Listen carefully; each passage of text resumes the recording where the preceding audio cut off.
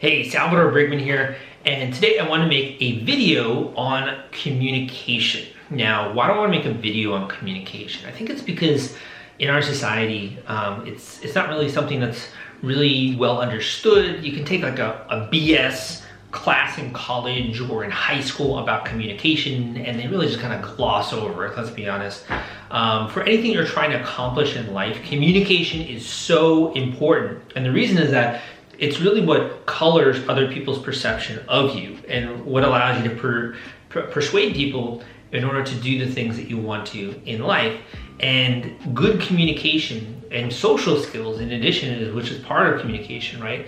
And understanding yourself, interpersonal communication, communication with yourself are all of the things that get you what you want to in life. I'm here to share with you that if you can unlock this secret, which is powerful communication, you can get anything in life that you want to. And I'm going to prove that to you in this YouTube video.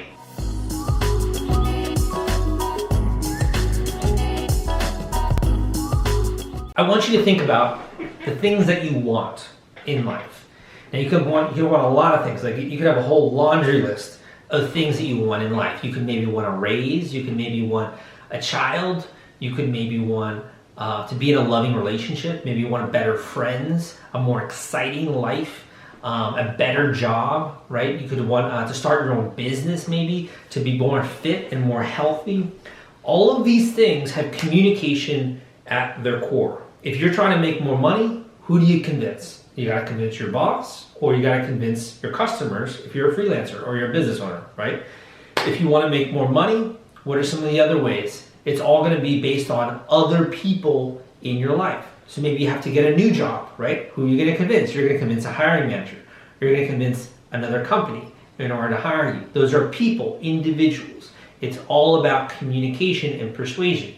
Now let's talk about another one. Let's just say like you want to have a romantic relationship that leads into a lifelong, healthy, maybe a spiritual-based partnership with someone else where you're both growing together. Well, that includes another person. It's not just one person. You're going to be pretty lonely, right? If you're your own individual in a relationship with yourself, right? It just doesn't make sense. Human beings are made to be with other people.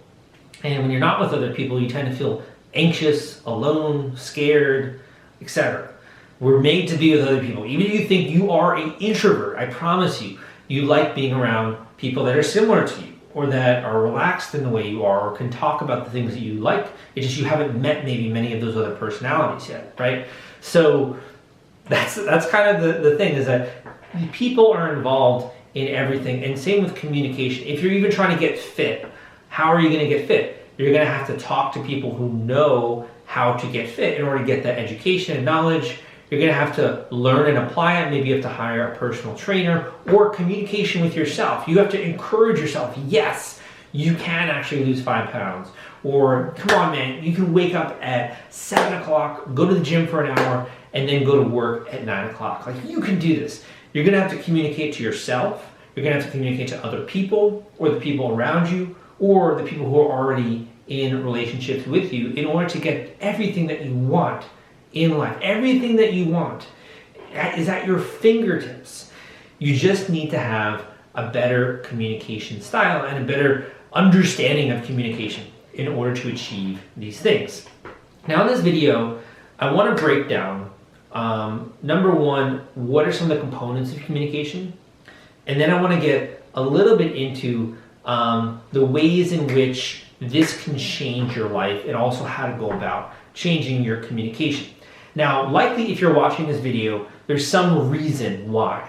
You've already noticed this problem in your life. You've already noticed that a lack of good communication has led to things that you're not happy with. So maybe it's led to the fact that you don't have any friends. Or maybe it's led to the fact that you aren't really happy with your current job and you don't know how to make more money or get a raise or get another job.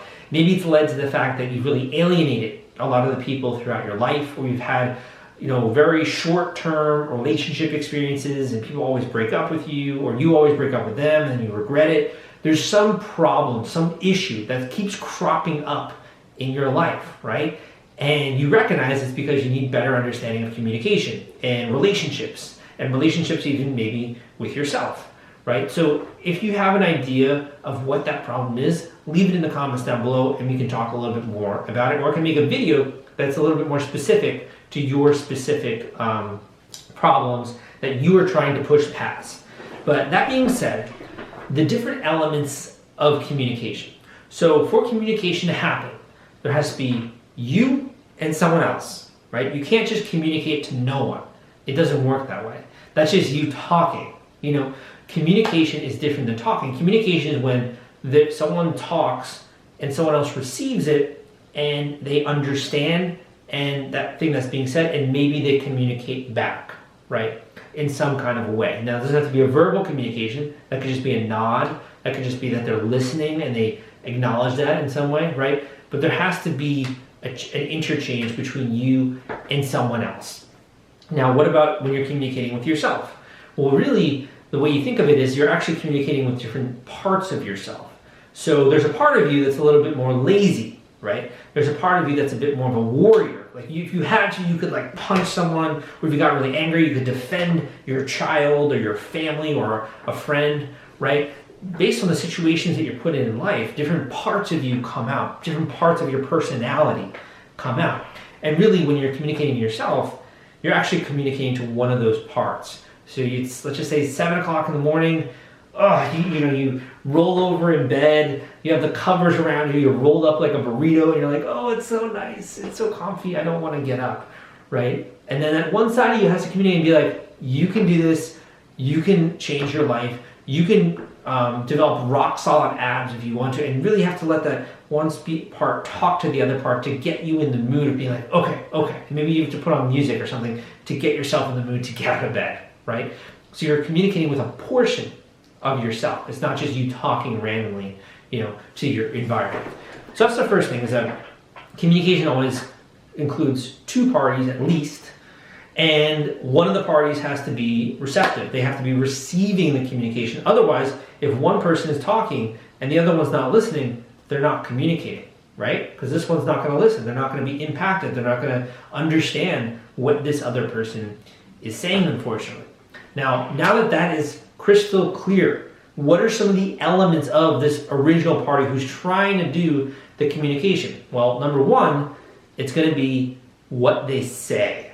And this is probably one of the most focused on areas for anyone, is like what I'm actually saying. And for me, this is what I would think for many, many years, is what matters most is what you say, right?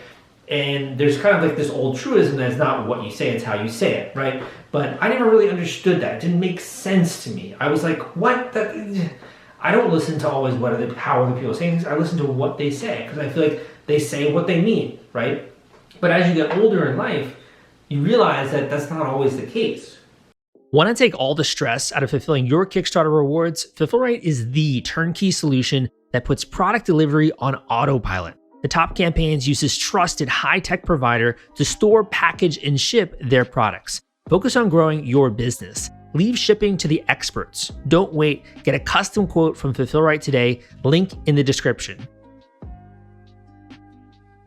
Sometimes you are coming out, let's just say like a new product, or you're running a Facebook fundraiser and you have all these people who are like, I am so excited about this, I will buy it the second that you come out with this product.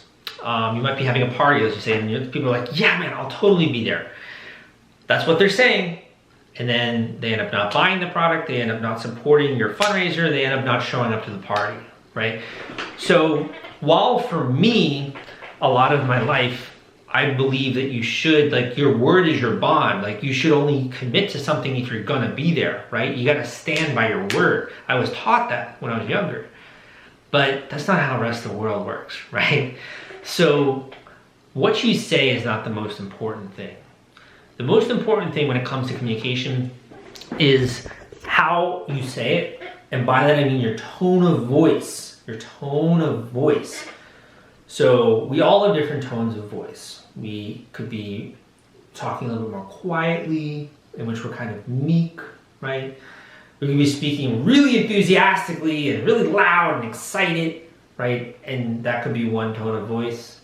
You could have one where you're faltering and there's lots of different ones. But when you learn to identify someone's tone of voice, and this doesn't come naturally to many people out there, it did not come naturally to me at all. I've actually had to study how to identify someone's tone of voice. And I actually made a course on this about the perfect podcasting voice, because I do a podcast, and ways in which you can modulate your voice or talk faster or to emphasize things, right? Or to get really excited, amped up, and how do you communicate those emotions? How do you communicate emotion with your voice, right? So I've done these things myself, and to understand the tone of voice and what it means. So what does it mean when someone says, yeah, I'll be there, right? Versus like, yeah, I'll be there, man, And even if they do have a certain tone of voice, putting it into the context, because if they're in a social situation, let's just say, and they have a really confident tone of voice, they're like, yeah, dude, I'll be there. Well, they also don't want to look bad in that social situation. So they're not going to say no to you, right?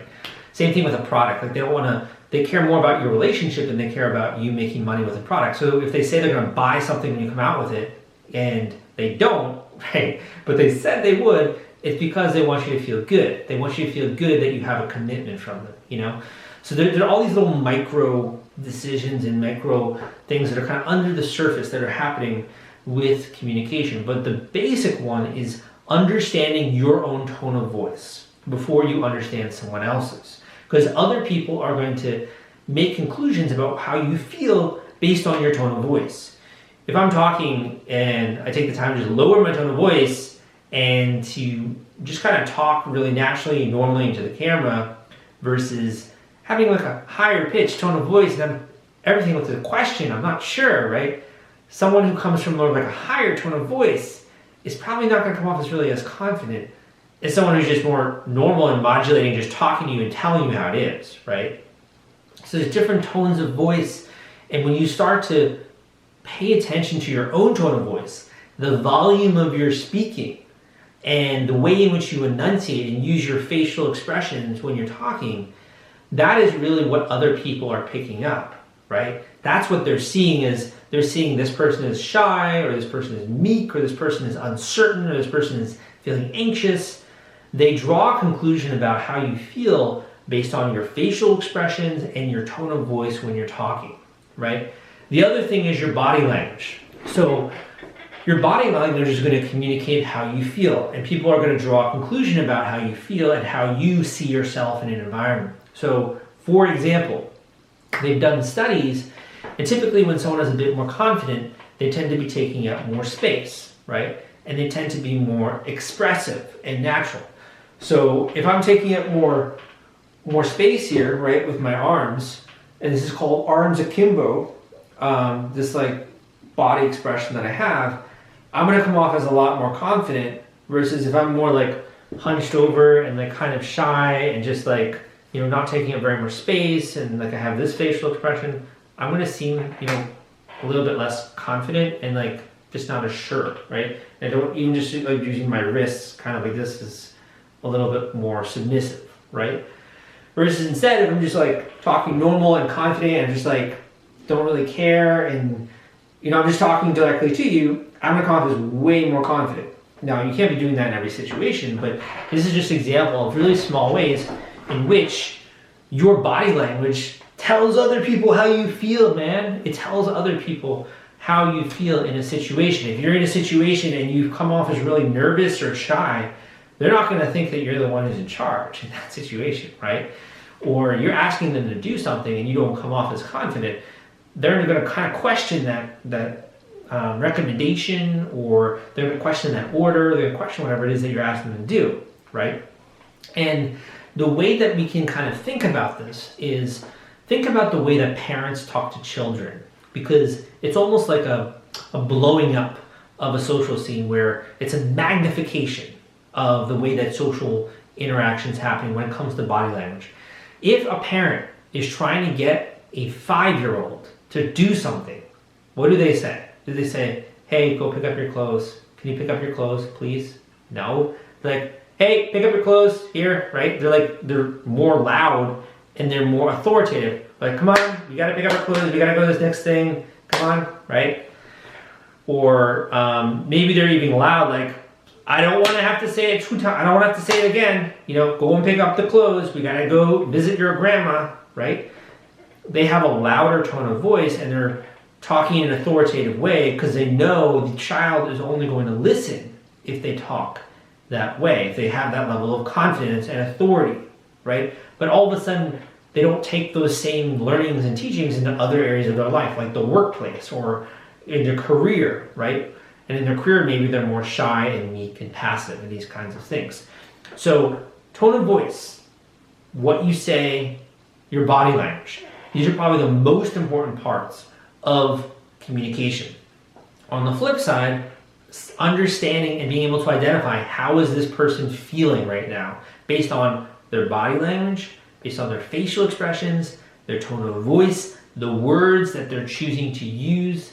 These kinds of things will give you tremendous insight into the communication that is happening. And the reason why this is so important is that if you're trying to get what you want in life, man, if you're trying to make more money, if you're trying to date more attractive people, if you're trying to have a committed relationship, it's all based in communication, on knowing how people are feeling, being able to detect the undercurrent of emotions where maybe your significant other says, yeah, I'm doing fine, right? But in reality, you know there's something going on down there, right? There's something going on beneath the surface, and knowing how to go about addressing it without them feeling judged and with them feeling comfortable with you, or even not to address it at all and allow them to deal with those kinds of internal issues, right? So this is kind of like one of these skill sets that will unlock potential in every area of your life. When I identify, for example, that I'm not excited about doing this next work item, like I don't want to go and do this next thing that's written down here on my to-do items, and I feel like, I just want to relax, and I just want to watch TV, and I just want to read a book, you know, why can't I just do that? And then I kind of have more of like the ambitious adult side talking to that other side of me where I'm like, well, you could do that, right? But then you're not going to be able to make progress on your goals, and which is really more important to you. I'm like, well, I'd rather make progress on my goals, right? And I just kind of start to talk myself into this. And you'll notice a lot of Olympic athletes, a lot of very high-performing achievers will talk to themselves and talk themselves into, encourage themselves, encourage the small wins that they have. Like, yeah, dude, congratulations, you got done that one action item, right? And just kind of, it sounds silly, but just congratulating yourself and patting yourself on the back, that can go a really long way to enjoying the process of doing work. Even making this video, right? Part of me was like, I don't want to make another YouTube video. Why do I have to make another video and talk about all these things? Right? And then I have to get it edited and I have to spend money on that, and probably not a lot of people are going to watch it. So like, is it even worth my time? I'm talking myself out of it. Part of me is talking myself out of making a video like this, and that's the internal communication that is happening. It's like, I'm like, I'm looking at all the downside, and it's going to be so much work, and I have to come across well, and I have to articulate my thoughts. It's so hard, man. Right? And then the other part is like, well, you do have to do these things. But even if you reach one person who maybe then decides to watch some of your other videos, it would be worth it. And even if no one watches this video that I'm making right now, you're at least going to feel good that you are trying to put out quality work into the world, and you're trying to share teachings and education with other people. And think about how exciting that is, that someone else on another corner of the world can improve their life and live with more richness and happiness if they're able to learn some of these things which you're teaching. And how much better would you feel and excited about your life if that was the case? And I started to think to myself, like, gosh, like that's really freaking cool. And years ago, even maybe 10 years ago, most people wouldn't have a good camera. I wouldn't have the money to make this video. I have the privilege to be able to put out content like this now. You know, I have another business, and to even make time for this is like, it's incredible that I'm able to do that, you know, and I'm so lucky. I feel so grateful that I can actually talk on a topic like this. I can have an editor edit this, you know, in a basic way, and maybe even make a thumbnail for me. Like, to be able to be in a situation where I can do that even is a blessing, right? And I started thinking about that. I'm like, gosh, like there's no excuse. I gotta make a video for you now, right? And while it's like kind of coaching yourself a little bit, it does noticeably change my feelings, right? And it makes me more enthusiastic and passionate to get out a video like this for you. So there's the internal communications as well, which are so important. And ironically, they mirror a lot of the same components as when you're talking to someone else. So for example, like body language. When I was frustrated, you saw my body language. You saw me like, touching my face and like not wanting to talk and like, I'm tired, you know, I'm just like slouching down in my chair now here like this. And I'm like not even wanting to articulate myself super well, right? When I'm feeling in that mode, I feel tired and I feel not great. But then when I start to like change my posture a bit and be a bit more open and really thinking about talking loudly and confidently and excited and using my facial expressions to express my emotions, right? When I started to do that, I started to get feeling more powerful and excited and dynamic. And those are the same body language and vocal tonality tricks that I was talking about earlier that you do with other people, right? So they work as well with yourself for changing your emotional state so that you can have positive communications with yourself, internal communication. So this is a lot of stuff, and it's really, to me, the cornerstone of unlocking potential in so many areas of your life. So if you would like me to make more videos on this topic, leave a comment down below and let me know. Give me a thumbs up. I also have an Instagram. You can follow me on Instagram. I might put out some videos and stuff like that in the future. But I wanted to make these videos for you. Let me know what you think in the comments below. I hope you enjoyed it. My name is Sal, and I will see you next time.